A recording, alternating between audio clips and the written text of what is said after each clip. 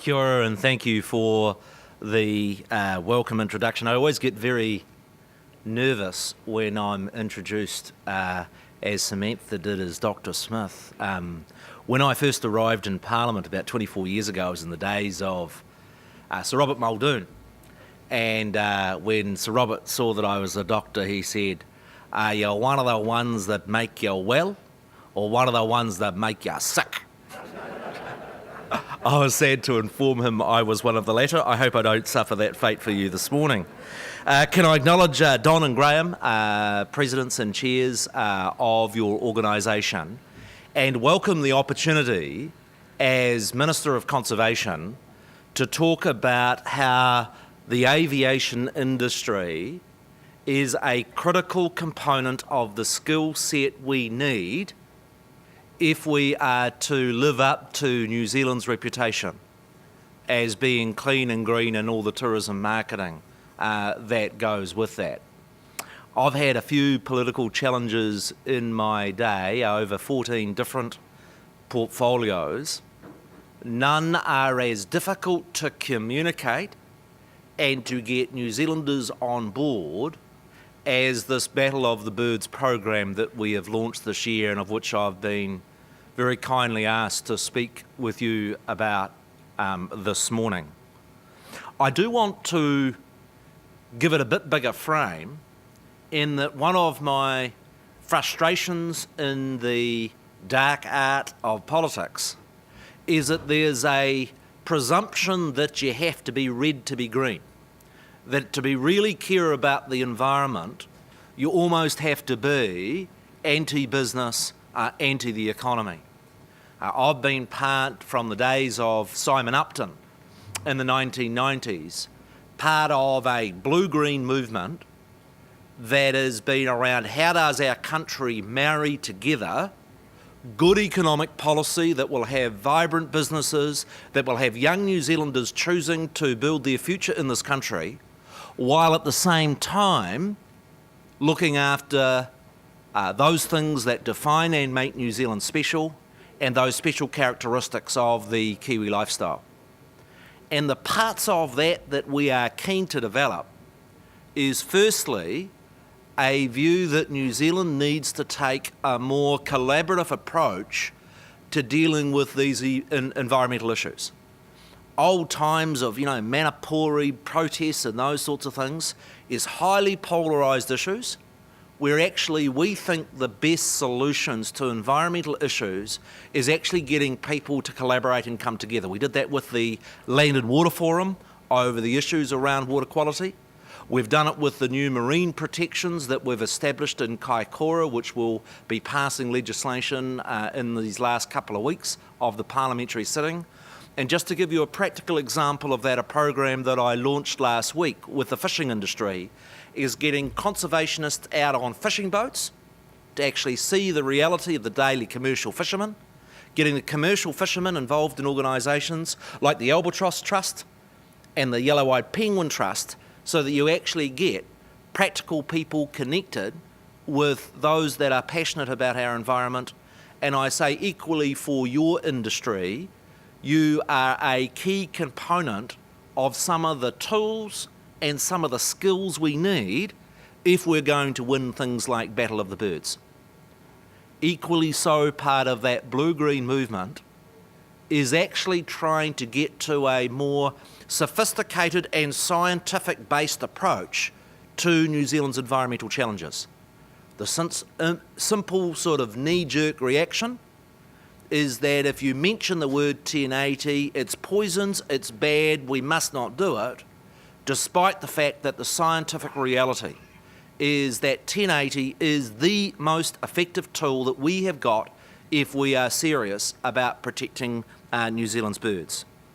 Can I firstly give you a bit of context to the environmental debate around Battle for the Birds? I've been privileged to be New Zealand's Minister for the Environment, Minister of Climate Change, and Minister of Conservation now for a second time. And most New Zealanders say, yeah, we think New Zealand's pretty special and we're clean and green. What you probably don't know is how do we truly match up internationally when you look at our environmental core stats? Well, let me take you through them. If you look at the area that we have protected of our country and forest parks and the like, actually, we're in the top 10 out of 200 countries in the world.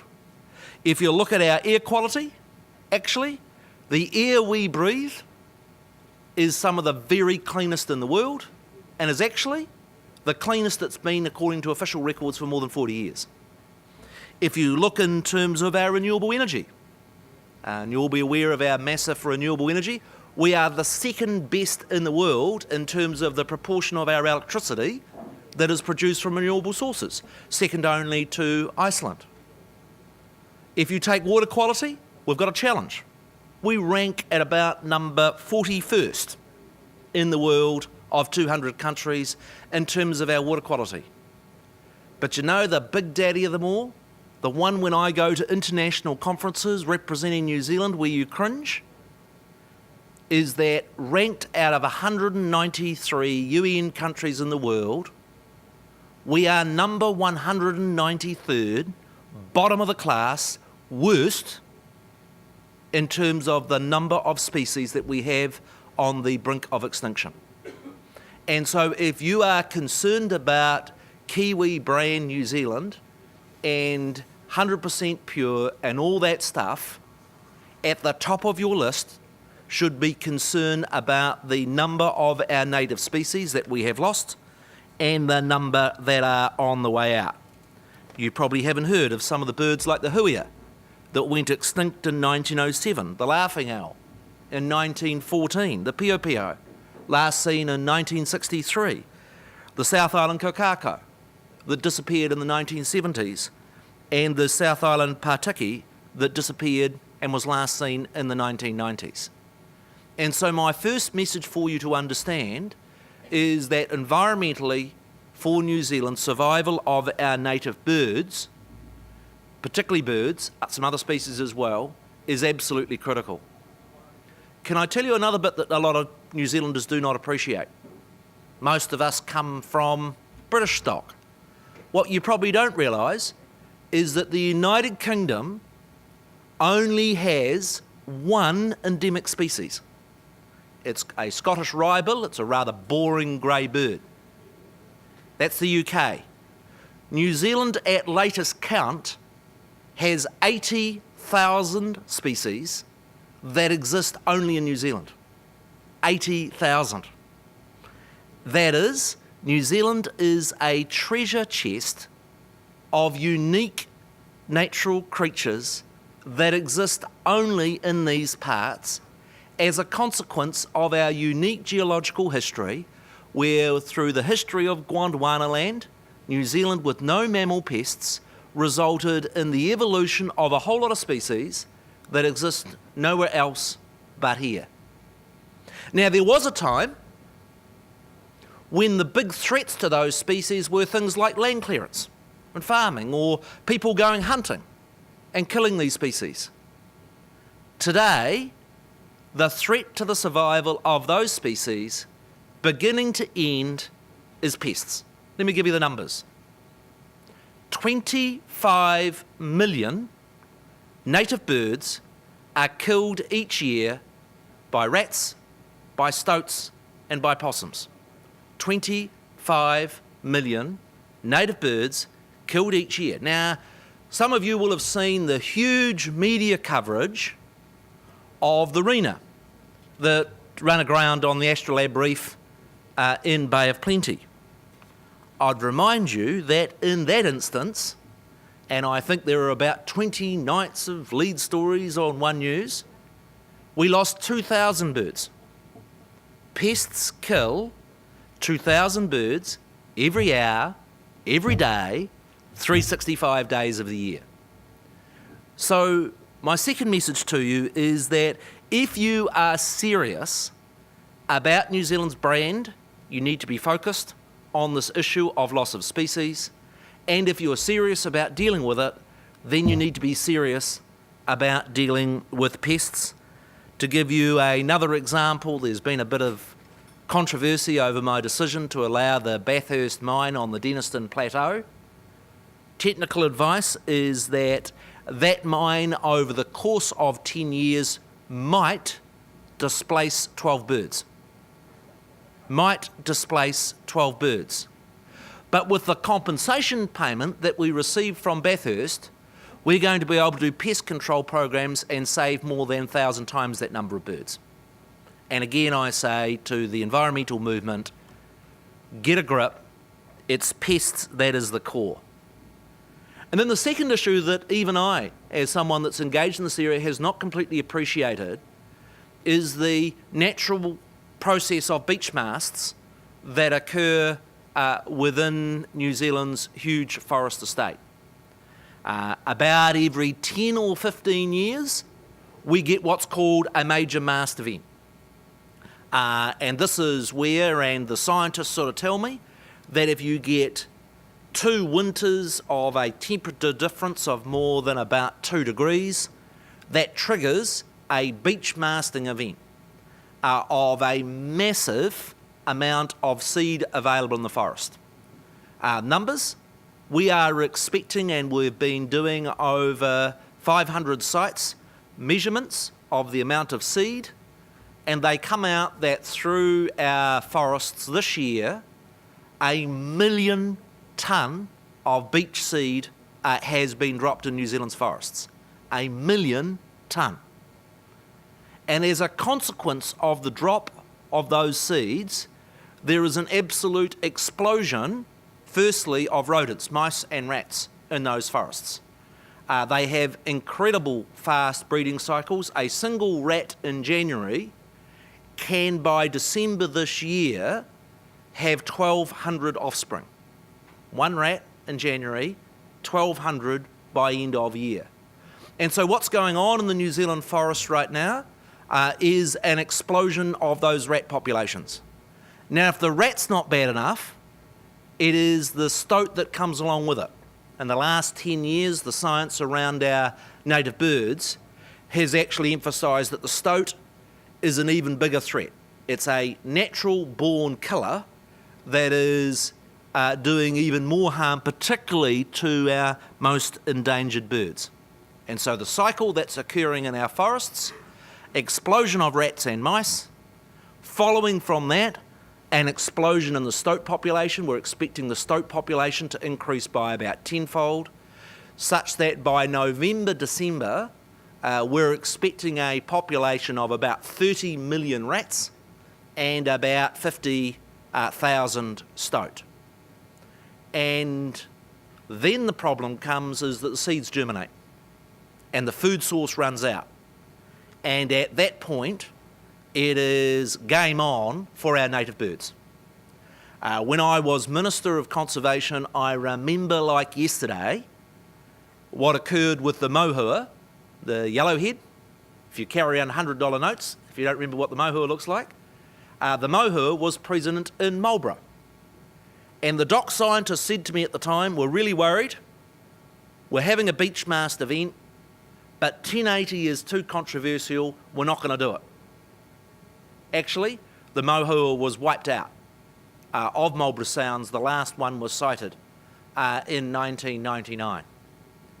We're in a similar beach mast event this year with similar choices, and there will be regional extinctions of birds like mohua unless we bite the bullet and take on that plague of rats and stoats that's through our forests, and that's where we need your industry's help.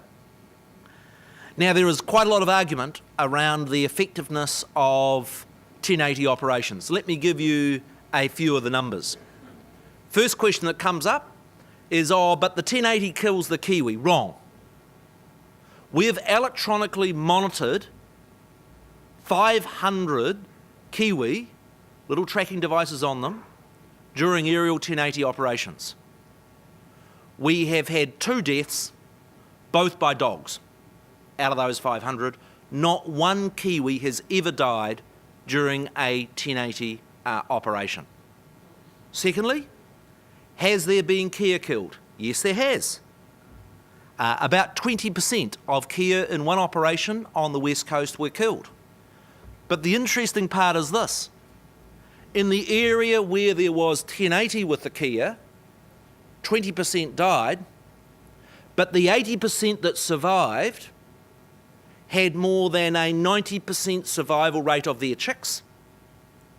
In the adjacent block where kea existed, and there was no aerial 1080, sure, you didn't get the 20% fatality from the 1080, but less than 10% of the chicks survived as a consequence of predation of those rats and stoats. That is, even with some bykill of birds like kea, the overall population benefit is overwhelming in favour of those treasured native species. Now, one of the things we've found with kea is that those birds that are in areas close to tourists where they're being artificially fed were a lot more vulnerable to 1080 than those that were genuinely wild populations. We've also developed new repellents that we use in operations where kea exists to very much minimise the bykill. But fundamentally, those aerial 1080 operations are fundamental to the survival of those birds. Can I also deal with some of the other arguments around aerial 1080?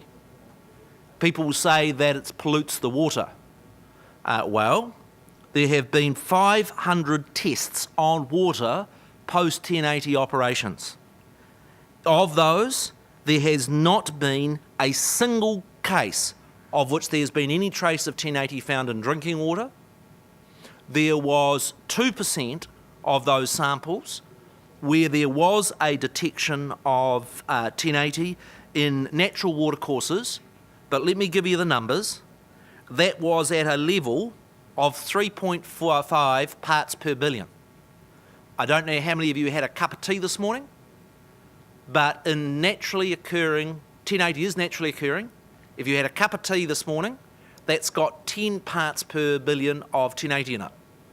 In my office in the Beehive, we label our tea weak 1080, because it is. And we need to get a little bit of that reality into that debate. What is good about 1080 is it is biodegradable. And some of the poisons that we've actually invested a lot of money into try and find alternatives is that in the natural environment you want to avoid those poisons that bioaccumulate. And 1080 is a significant benefactor of that. In fact, 1080 is naturally occurring in Australia, in South America and in Africa. And the other thing that disturbs me in the debate around 1080, and many of you are involved in using lots of different pesticides, if you take the total use of pesticide in New Zealand, 1080 represents 1/1000th of the amount of general pesticides and things that we use, yet I think it makes up about 90% of the debate. The other argument that you'll hear about 1080 is that it kills dogs. Well, that's true. It kills about 2 dogs per year. Sometimes that's because we haven't been careful enough, and this is where we're really reliant on your industry around quality standards and making sure the 1080 is going where it needs to go and not into other areas. And secondly, about making sure that public are careful with their animals in areas that 1080 poison is used. But I'd also say this to you. On the basis of 2 dog kills per year, would you ban the use of it? Well, there is an estimated 3,000 dogs killed per year from vehicles. Are we going to ban vehicles as a consequence? I don't think so. And that's where we need a sense of perspective. People say that you don't need to use aerial 1080, that you can do it all by trapping. My challenge to you is stand in a place like Fiordland. Look at those 1,000-metre cliffs, and they are places where we have got some of our most endangered birds, and really stare me in the eye and tell me that you can practically cover pests in those areas without the use of the tools that your industry represents. It is dreamer country. Equally so, if you look at cost, I am amazed by how cost effective your industry is in the distribution of poisons like 1080. To give you the numbers, we're doing it for about $17 per hectare.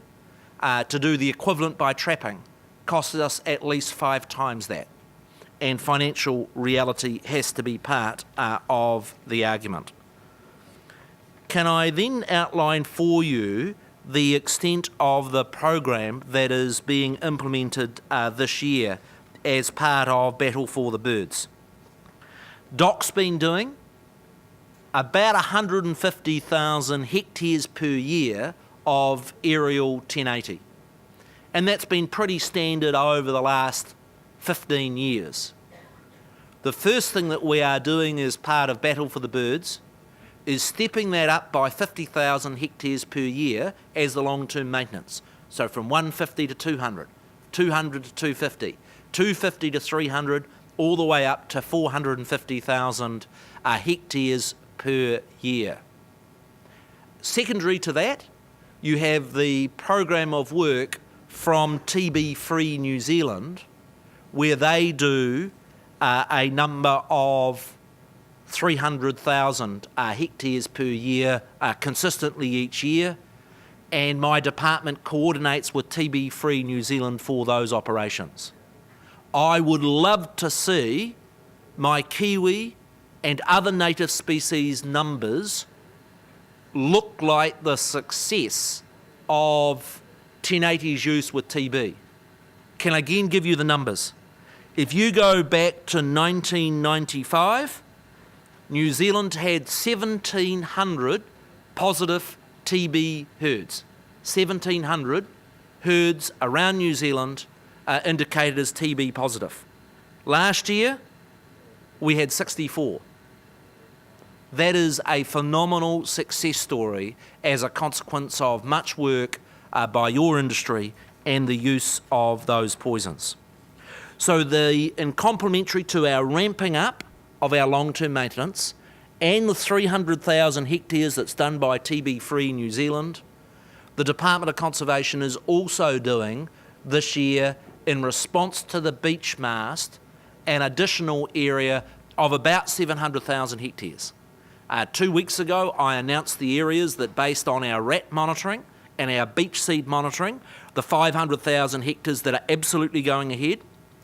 We've got our further 300,000 hectares that we've got on watch, and depending on how those rat and seed counts come through, may also have those, making it to a total this year of about 1.25 million hectares is the estimate of the scale of the operation. What are the species that we're targeting, of which you will be literally saving millions of? We're talking about great spotted kiwi, we're talking about kaka, we're talking about kia, we're talking about blue duck or whio, kakariki, mohua, rock wren, short-tailed bats, long-tailed bats.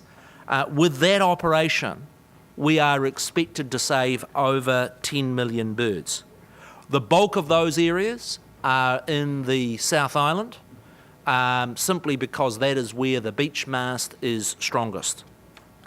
If you took in the history of the Department of Conservation, this is the biggest pest control operation ever in the history of the department.